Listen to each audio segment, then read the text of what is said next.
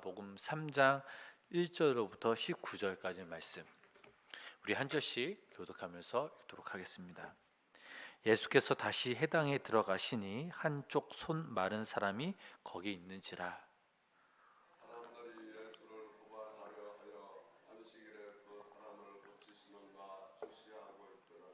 예수께서 손 마른 사람에게 이르시되 한 가운데에 일어서라 하시고 그들에게 이르시되 안식일에 선을 행하는 것과 악을 행하는 것, 생명을 구하는 것과 죽이는 것 어느 것이 옳으냐 하시니 그들이 잠잠하거늘 그들의 마음이 완악함을 탄식하사 노하심으로 그들을 둘러보시고 그 사람에게 이르시되 내 손을 내밀라 하시니 내밀매 그 손이 회복되었더라.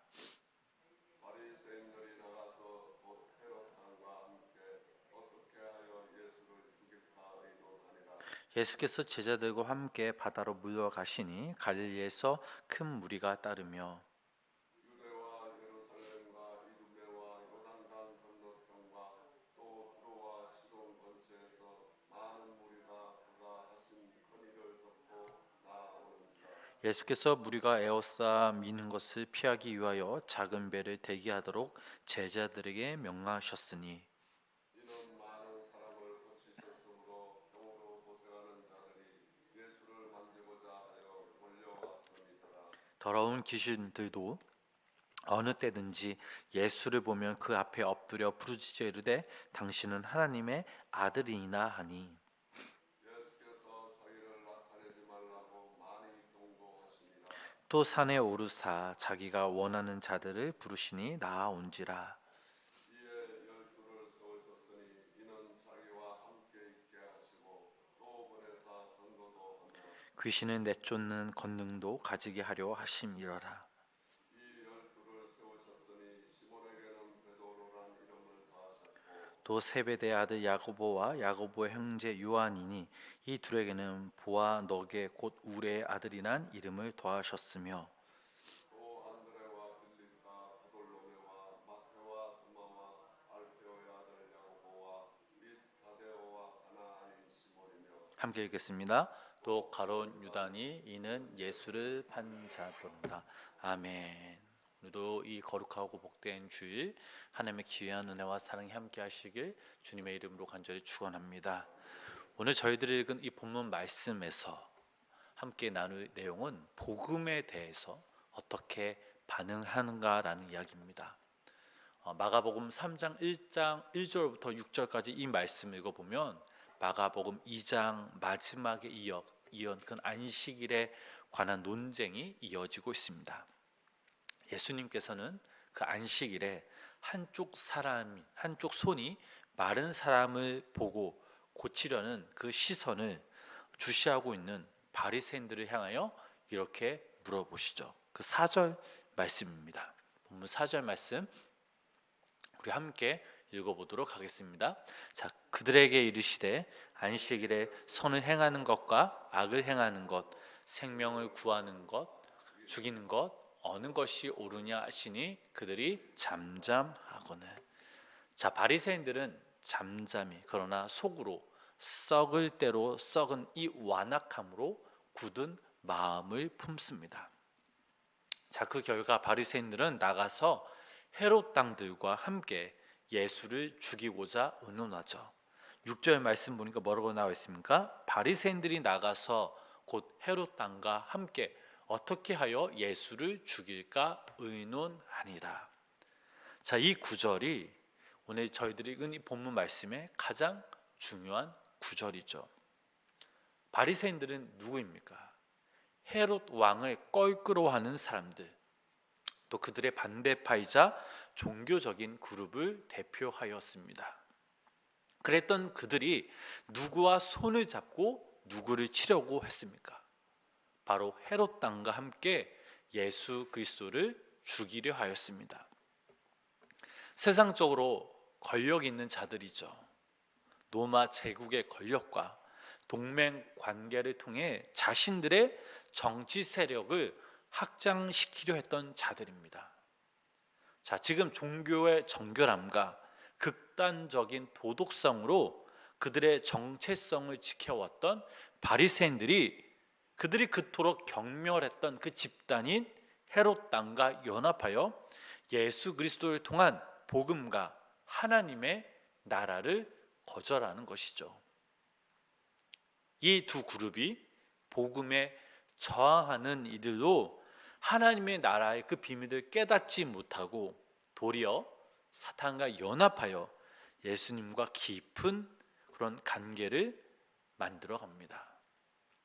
자, 이에 예수님에 대한 사역과 말씀의 능력에 대한 소문이 퍼지자 갈릴리에서 큰 무리가 따르고 유대와 예루살렘, 이두메와 요단강 건너편과 또 두로와 시돈 근처에서 많은 무리들이 예수님을 찾습니다. 얼마나 많은 인파가 찾았는지 예수님께서는 그들을 피하기 위해 작은 배를 대기하도록 제자들에게 말씀하셨습니다. 자, 여기서 우리가 또한 주목해야 할 사실은 복음과 하나님의 나라의 임함으로 온 유대의 많은 무리들이 예수님을 찾았다는 거죠. 자, 본문 11절 말씀을 읽어보면 이런 말씀이 있습니다. 우리 함께 읽어보실까요?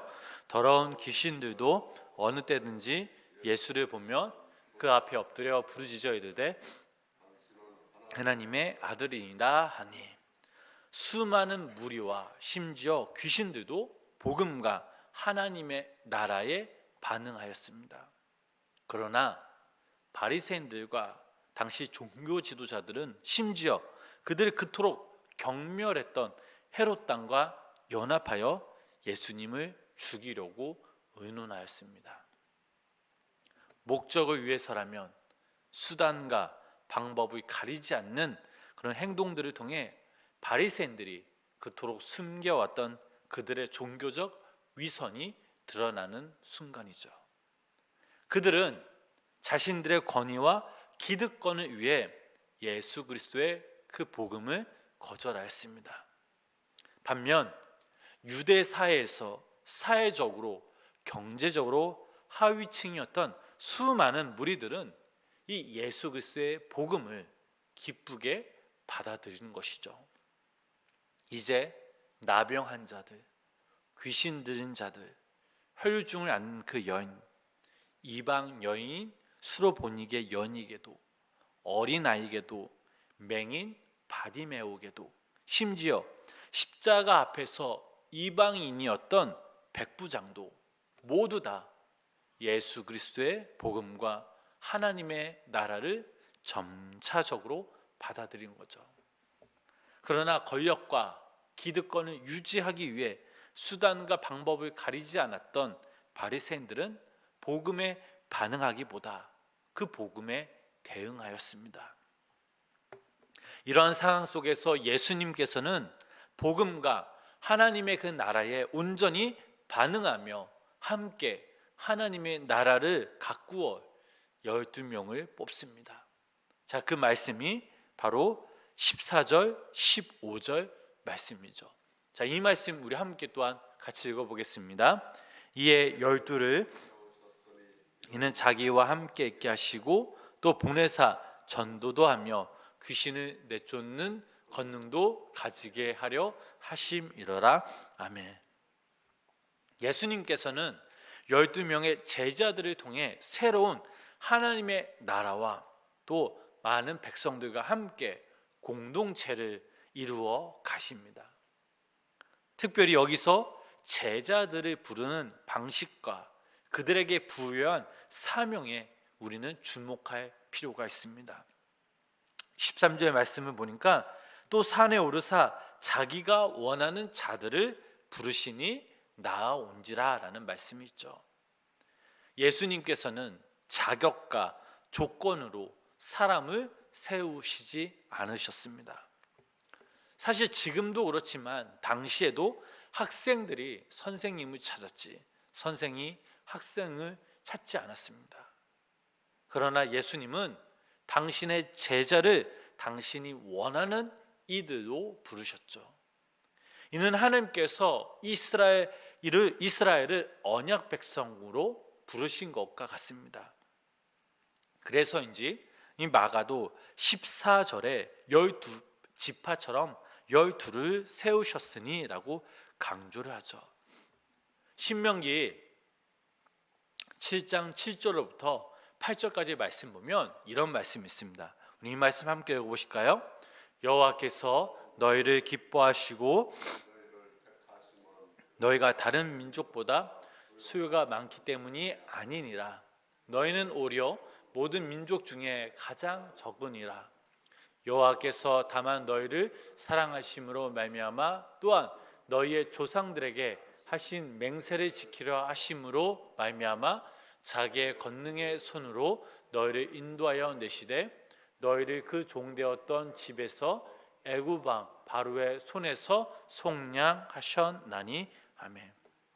하나님께서 이스라엘을 부르신 것은 바로 그들을 너무나도 사랑하셨기 때문이죠. 그리고 그들을 종되었던 집에서 대신 그 집값을 치러주시고 속량해 주셨습니다. 예수님의 제자들은 이해도 늦고 마음도 둔한 그런 겁쟁이들이었습니다. 그들을 부르신 것이, 그리고 그들을 끝까지 사랑하신 것이 전적인 하나님의 은혜이죠. 그리고 그들을 부르셔서 하셨던 것은 14절 말씀 보면 자기와 함께 하셨다라고 합니다. 예수님께서 그 공생애 동안 하신 사역과 그 권능을 위임해 주시기 위함이었습니다. 그 사랑으로 말미암아 비록 예수님을 판 가룟 유다도 있었지만 그렇게 이해력도 떨어지고 마음도 둔하고 겁쟁이였던 그들이 결국 예수님이 승천하신 후에 그 이후 사도들이라고 불림을 받았습니다. 그 뜻이 무엇입니까? 바로 보내심을 받은 자들이라는 거죠. 즉 예수님께서 공생애 동안 하셨던 그 사역을 예수님께서 약속대로 다시 오실 때까지 이어가기 위한 그런 그 사도들로 그들을 부르셨다라는 겁니다. 사랑하는 우리 성도님 여러분, 오늘 이 시간 우리 스스로에게 던져야 할 그 질문이 하나 있습니다. 복음에 바르게 반응하고 있는가라는 거죠. 세상의 권력과 기득권에 눈에 보이는 세상 권세가 전부가 아님을 우리는 확신해야 합니다. 그렇다면 제자답게, 하나님의 자녀답게 우리는 살아가야겠죠. 목적을 위해, 자신의 권력과 기득권을 위해 수단과 방법을 가리지 않고 그렇게 경멸했던 헤롯 땅과 손잡고 그들의 굳은 마음을 보인 바리새인의 삶이 아니라 예수님이 선택하신, 예수님이 부르신 제자들로 살아가야 할 이유가 바로 여기에 있습니다. 그리하여 부르심 받은 각자 그 삶의 자리에서 부르심을 받은 이들을 위해 예수님의 사역을 이어갔던 사도들처럼 우리들도 예수님께서 부르신 우리 성도님들이 각자 삶의 자리에서 그 부르심에 순종하며 또한 우리가 하나님의 자녀답게 제자들로서 살아갈 이유가 또한 여기에 있습니다. 오늘 하루도 하나님께서 여러분들을 택하셔서 여러분들을 자녀 삼아 주셨습니다. 하나님께서 여러분들을 제자 삼아 주셨습니다. 그러면 오늘 그 하루의 한날의 삶도 각자 우리 그 삶의 자리에서 부르심을 받은 이들로서 주의 말씀을 붙들고 그 말씀에 순종하며 그 하나님을 예배하는 귀한 믿음의 성도님들 삶이 되시길 주님의 이름으로 간절히 축원합니다. 기도하겠습니다. 하나님, 권력과 기득권을 위해 수단과 방법을 가리지 않는 예수 그리스도의 제자가 아닌 종교인들이 참 많이 있습니다. 수많은 말들과 글들과 행동으로 가려보려고 했지만 결국 바리새인과 같이 해칠한 무덤 같은 인생들이 너무나 많이 있습니다. 우리가 이 땅에 살아갈 때에 어떻게 복음을 살아내야 될지 막막하지만, 그러나 제자로서 살아내야 할, 또 부르심을 받은 사도로서 살아갈 이유가 분명 있음을 다시 한번 깨닫습니다. 예수님께서 제자들을 원하시는 이들로 부르셨다는 그 사실, 이것이 얼마나 큰 애인지 잊지 않게 하여 주시고, 그리고 그렇게 부족한 이들과 함께 다니셨고 그들을 믿고 이음해 주신 사역들이 있음을 기억하면서 우리 아이들 역시 하나님 우리에게 맡겨주신 하나님의 거룩한 사명 다시 한번 상기시키며 다시 한번 그 부르심에 순종하는 우리 모두가 되게 하여 주시옵소서. 그래하여 우리가 더욱더 하나님의 말씀을 붙들고 그 말씀을 순종하며 또 그 말씀을 통해 곧게 살아가며 예수님의 공생의 사역을 이어가기 위해 우리 모두 다 하나님의 부르심에 순종하며 오늘 하루의 한날의 삶도 그 하나님 한 분만을 예배하는 우리 모두가 되게 하여 주시옵소서. 예수님의 이름으로 간절히 기도드렸습니다. 아멘.